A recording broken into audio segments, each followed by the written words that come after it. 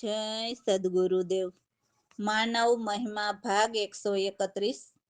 હે માનવ, વેદ તે વિજ્ઞાન જ છે, ત્યારે પરમાત્માનું જ્ઞાન તે પણ વિજ્ઞાન જ છે. તો વેદ જ્ઞાન અને પરમાત્માનું વિજ્ઞાનને ફરક તે છે કે પરમાત્માના જ્ઞાનને પંચમ વેદ કહે છે. તો વેદ છે તેમાં જીવને સુખી થવાની વાત છે. તો આવી જ વાતો કુરાનમાં આવે છે. તો વેદ અને કુરાન બંને પરમાત્માનો ભેદ જાણતા નથી. તો વેદવાળા અને કુરાનવાળા બંને લોભી ભક્તિ કરે છે, અને જે આ પૃથ્વી લોક ઉપર સુખ જ નથી તે વાત વેદ કુરાનમાં સમજાવવામાં આવી છે. તો પાંચમા કલમાની અને પંચમ વેદમાં જે રવિ ભાણ કે સતાર સાહેબ કે અનવર સાહેબ કે દાસ હોથી કે મોહમ્મદ સાહેબ કે મીરાબાઈ કે ભોજલરામ વગેરે પાંચમા કલમાની કહો કે પંચમ વેદ કહો, તો તે વાત કરી રહ્યા છે. તો આ ચાર વેદ અને કુરાનમાં બંનેની વાત અંધશ્રદ્ધા અને આંધળી વાતો હોય છે. અને પંચમ વેદની પંચમ કલમાની વાત નજરે નિરખી અને જે સગુણ અને નિર્ગુણની નિશાની નયનોથી દર્શન કરેલ વસ્તુને પિંડમાં પરખ કરવાની હોય છે. એટલે જેને પરમાત્માનું જ્ઞાન હોય છે તે વેદવાળાને અને કુરાનવાળાને બંનેને કહે છે કે બંને ભૂલા પડ્યા છે. તો ભૂલા એટલે તો આ એક ઊંધું વૃક્ષ છે. તો તેના મૂળની બેમાંથી એકને ઓળખાણ નથી. તો તે મૂળ છે તે સૌનો સરદાર છે, અને તે મૂળનો આ માનવ દેહમાં આત્મા છે, તે ત્યાંનો છે. અને તે પંચમ વેદવાળા અને પાંચ કલમાવાળા નજરે દર્શન કરાવીને ભજાવે છે. એટલે પરમાત્માના જ્ઞાનીઓ બંનેને કહે છે, કારણ કે પરમાત્માના જ્ઞાનીઓ નિરપક્ષી હોય છે. એટલે એમ કહે છે કે દારૂ અને રતિભાર વિષ્ટા એટલે માંસ ખાનારની ક્યારેય મુક્તિ થાય નહીં, કારણ કે પરમાત્માના જ્ઞાનીઓના વાક્યોને પ્રભુના વાક્યો જ જીવને સમજવા. કારણ કે ભૂલા પડ્યા તેમ ક્યારે કહેવાય? તો માનવ માત્રના આત્મા તે પરમાત્માનું પ્રતિબિંબ આત્મા છે. તો તે પરમાત્માથી બંને ભૂલા પડ્યા છે, અને ખરેખર તે પરમાત્માનું જ્ઞાન પરમાત્માના પૂરા જ્ઞાની સિવાય થવું તે અશક્ય છે. મનન કરો, રામ ભરોસે. તો આ વાણીમાં અમારા સદગુરુ સમજાવે છે તે પ્રમાણે અમે અમારા સદગુરુ પ્રવીણરામ પ્રતાપે વિવરણ કરીએ છીએ.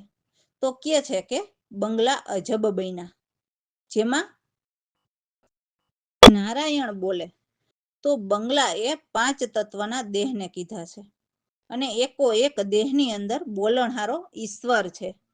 અને પાછું એવું કીધું છે કે બંગલા બહુ જ મોટા બન્યા, કેમ કે આ બંગલામાં આખા ત્રણેય લોકની રચના આવી ગઈ છે. તો આ બંગલાનું ચણતર કેવી રીતે કર્યું હશે? વિચારો તો ખરા. આખી સૃષ્ટિમાં જ કેટલી વસ્તુ આવેલી છે, જેમ કે 7 સમુદ્રો, 900 નદીઓ, જે મેઇન નદીઓ, જે મોટી મોટી નદીઓની વાત છે, જે દેહ ભીતર 900 નાળીઓ કહેવાય છે.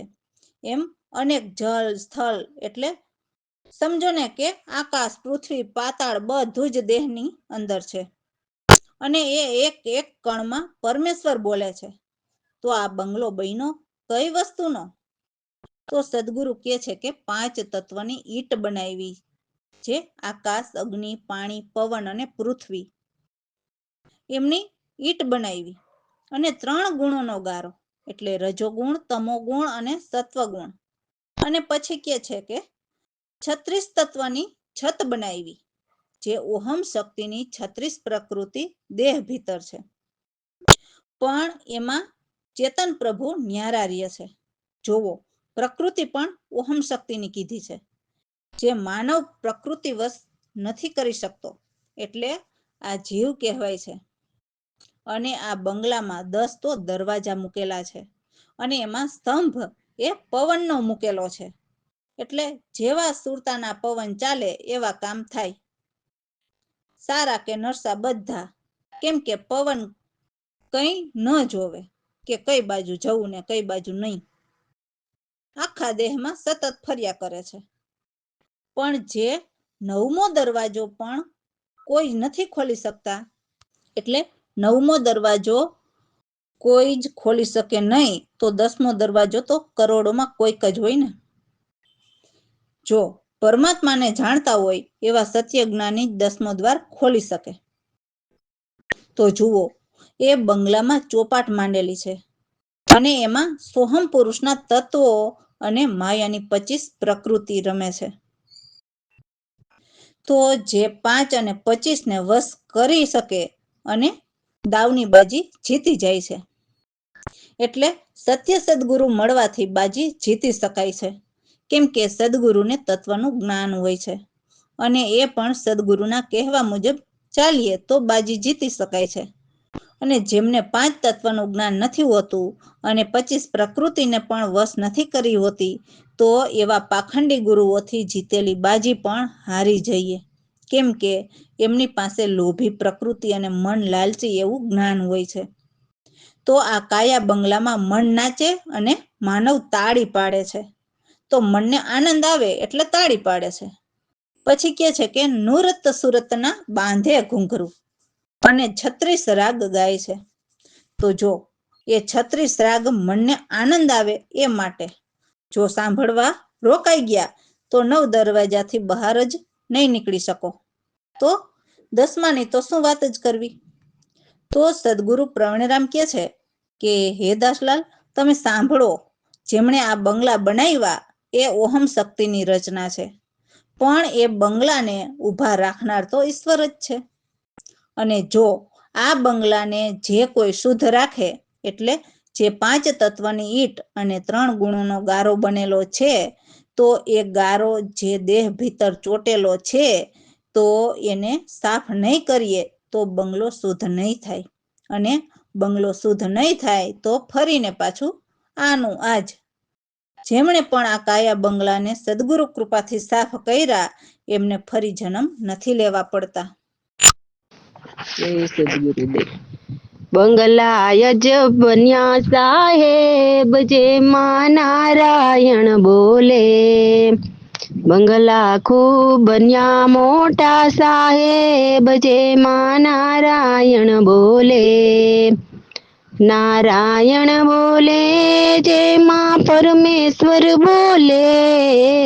બંગલા ગજબ બન્યા સાહેબ, જેમાં નારાયણ બોલે. 5 25ની ઈંટ બનાવી 3 ગુણોનો ગારો. 5 25ની ઈંટ બનાવી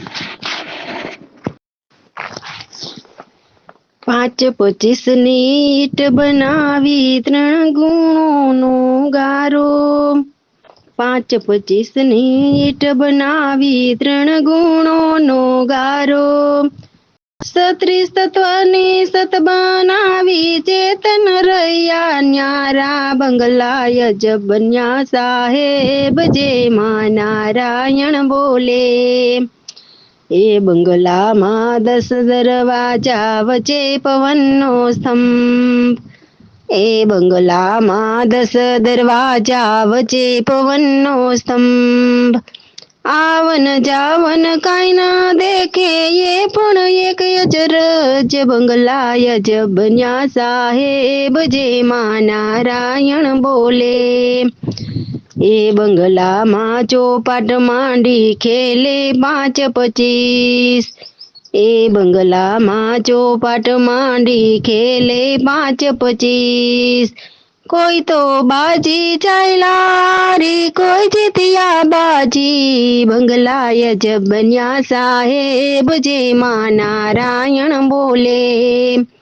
આ બંગલામાં મન નાચે, મનવા તાલી પાડે. આ બંગલામાં મન નાચે, મનવા તાલી પાડે. નુરત સુરતના બાંધે ઘૂઘરું, રાગ 36 ગાય. બંગલા જ બન્યા સાહેબ, જેમાં નારાયણ બોલે. કહે પ્રવીણરામ સાંભળ દાસલાલ, જેને બનાવ્યા બંગલા. કહે પ્રવીણરામ સાંભળ દાસલાલ, જેને બનાવ્યા બંગલા. આ બંગલાને બનાવનાર પરિજના મન પાયમાં. બંગલા જ બન્યા સાહેબ, જેમાં નારાયણ બોલે બંગલાય જ બન્યા સાહેબ જેમાં નારાયણ બોલે. રામ ભરોસે. તો હવેની વાણીમાં કહે છે કે જે અનંત જન્મની બીમારી લાગેલી હતી, ભવસાગરમાં ભટકતી હતી, તો મને સદગુરુ મળવાથી મારા અનેક રોગ જતા રહ્યા. જેમ કે મોટી વ્યાધિ, અતિ મોહના કારણે બસ મોહમાં જ મન આનંદિત હતા, એવા અજ્ઞાનથી, અવિદ્યા અને ભ્રમથી ઘેરાયેલી હતી. અજ્ઞાનથી પૂરા યુગમાં, રૂપથી, ખોટી શંકા કુશંકાથી પૂર્ણ ભરેલ એવા વિપરીત અસંભવ જે હતું તે પકડીને બેઠા હતા, જેમાંથી નિવારણ જ નહોતા આવવાના એવી ઔષધિ અને મલમ દેવોના ઘરની આશા અને તૃષ્ણાવાળા હતા, જેથી કોઈ ઔષધિ લાગુ જ નહોતી પડતી.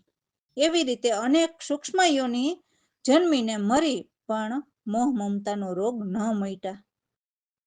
આ જન્મે મને સત્યજ્ઞાની મળ્યા, તો મળતા જ મને મનાવીને મનન કર્યા, તેથી અંદર જ ચિદાભાસ એટલે સોહમ પુરુષના મન છે, તેથી મનન કર્યા અને અવસ્થા પલટાઈને પરમાત્માને પામવાની લગન લાગી.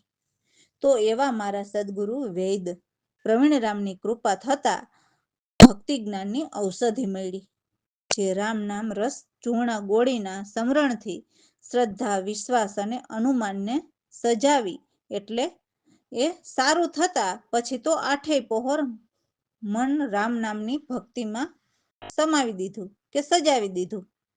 એટલે ઔષધિ અંદર પચતા, એટલે રામ નામના સમરણ ભીતર અસર કરતા જ આ ભવ સિંધુથી બચ્યા, અને અંતરમાં જે મોહ માયાના રંગ ભરેલા હતા એ પણ વિલાઈ ગયા. વિષય ઈચ્છાની ખોટી દુર્બળતા પણ ભાગી, અને સબળ એટલે સારા અમૃત રસ ભર્યા. તો આ બધું સદગુરુ પ્રવીણરામ કૃપાથી અનેક રોગ ભાગતા દાસલાલ મુક્તિને પામ્યા. જય સદગુરુદેવ. હવે મારા રોગ મટાને લાગી, હે અનંત જન્મની બીમારી ભવસાગરમાં ભટકાણી, ભવસાગરમાં ભટકાણી. વ્યાધિ મૂળમાં મન રાતા, હવે ત્યાં ભ્રમયોલ જાણા.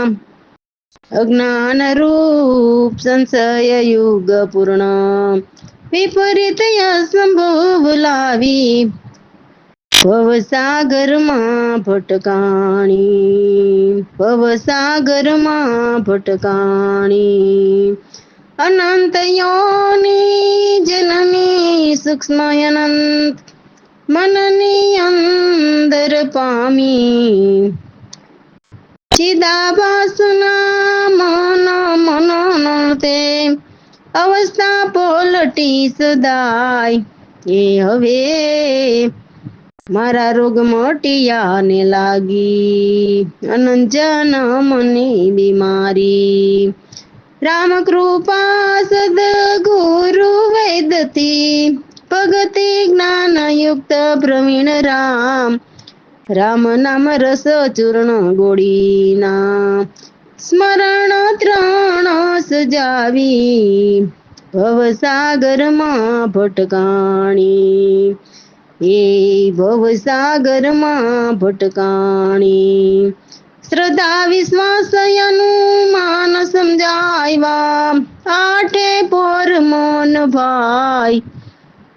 પચિયા ઔષધ ભવ સિંધુથી બચિયા, અંતર રંગ વિલાયો, ભવસાગરમાં ભટકાણી, હે ભવસાગરમાં ભટકાણી.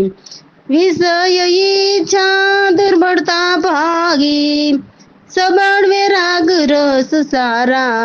પ્રવીણ રામ સદગુરુ કૃપાથી, દાસલાલ મુક્તિને પામ્યા. હવે મારા રોગ મટાને લાગી, અનંત જન્મની બીમારી, હે ભવસાગરમાં ભટકાણી. રામ ભરોસે. તો સદગુરુ કહે છે કે હે ભલા માનવ, હરદમ હરદમ એટલે સાચા ભાવથી સત્સંગ કર. અમને પણ સદગુરુએ ચિહ્ન દર્શન કરાવેલા. એ પ્રભુને ઘટની અંદર શોધીને ખબર પડી કે આ સંસાર તો સાવ આંધળો જ છે, બધું માયાવી જ છે. આ સંસારની એક પણ વસ્તુ અખંડ નથી, બધી જ ખંડિત થવાની એટલે વિનાશી વસ્તુ છે. જોવો આ કેવો સોહમ અને માયાનો ખેલ છે. આ ખેલમાંથી બહાર નીકળી ન શકાય એવો છે. અનેક ક્રિયા કર્મ કરીને જમના માર ખાઈએ અને સંસારના અનેક દુઃખ ભોગવીએ અને અજ્ઞાનથી ભ્રમ પણ ક્યારેય ન મટ્યા. આ દેહ જાત્રા કરે, તીર્થ કરે, ત્યાં ગંગા ને જમના નદીમાં નાય, પણ એ ક્યાં કોઈને ખબર છે કે ગંગા ને જમના આપણી અંદર જ છે. અને એ ઈંગલા પિંગલાના રસ્તે ચાલતા નદીઓમાં નાવણ પણ થઈ જાય, જેથી પવિત્ર બનીને આગળનો રસ્તો મળે. આ ધરતી ઉપરની ગંગા જમનામાં તો અનેક નાયા, પણ એમને કોઈને પરમાત્માના ઘરે જવાનો રસ્તો મળ્યો હોય એવું અમે નથી સાંભળ્યું. તમે સાંભળ્યું હોય તો અમને ખબર નથી. અને પાછા પથ્થર પૂજે કે પથ્થરમાં પણ ભગવાન છે. આ બધી દેવોની કપટ લીલા. તમને કોઈને પથ્થર પૂજે ભગવાન મળ્યા? અરે મારા ભાઈ, કેમ મળે? તમે જેને ભજો છો એને પહેલા જોયો છે? જો જોયો હોય તો પથ્થરમાં પણ ભગવાન દેખાય. સાચી વાત છે કે ખોટી? તમે જ મનન કરો. હે માનવ, જાત્રા કરીને ગોથા ખાતા ખાતા ફરીને ઘેર આવે, ક્યાંય કોઈને ઈશ્વર ન મળે. ઈશ્વર ઘટમાં અને ખોજે બહુ દૂર. એટલે તો જન્મ મરણ રહે છે, પણ એક વખત ઘટમાં મળી જાય તો જન્મ મરણ જ નથી રહેતા. જે જન પ્રભુને દૂર બતાવે તો એ નક્કી 84 જાય અને જીવને પણ 84માં ફેરવે. હે માનવ, જો તું એક વખત સત્ય સદગુરુનું શરણાવ પકડી લે તો હે શિષ્ય, હે સદગુરુના શિષ્ય, સહજથી તારા ભ્રમ મટે અને તારા રોમે રોમમાં પરમેશ્વર દેખાય.